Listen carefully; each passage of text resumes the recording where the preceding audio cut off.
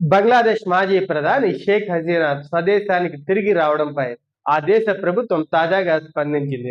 బంగ్లాదేశ్ ప్రధాని తారిక్ రెహమాన్ మాట్లాడుతూ షేక్ హసీనా స్వదేశానికి తిరిగి రావడాన్ని తాను స్వాగతిస్తున్నానని, అయితే ఆమె తిరిగి రాగానే చట్టపరంగా ఎదుర్కోవాల్సిన పరిణామాల గురించి స్పష్టంగా హెచ్చరించారు.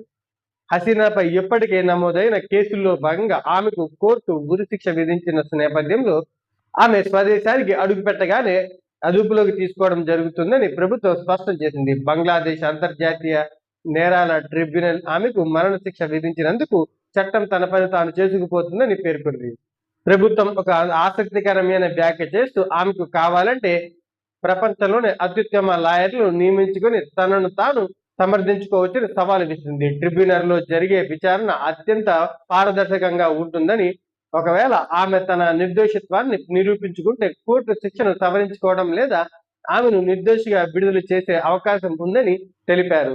మరోవైపు బంగ్లాదేశ్ విదేశాంగ సహాయక మంత్రి షామా ఒబైద్ మాట్లాడుతూ ఆమెపై ఇప్పటికే శిక్ష పడి ఉన్నందున ఆమెకు లొంగిపోయే అవకాశం లేదని, తిరిగి రాగానే వెంటనే అరెస్టు చేస్తామని వెల్లడించారు.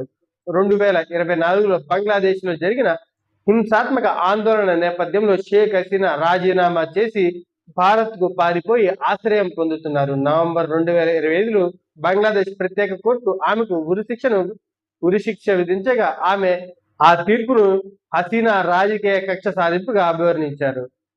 ఈ ఏడాది డిసెంబర్ నాటికి స్వదేశానికి తిరిగి వెళ్లాలని ఆమె యోచిస్తుండటంతో బంగ్లాదేశ్ రాజకీయాల్లో ఉత్కంఠ నెలకొంది.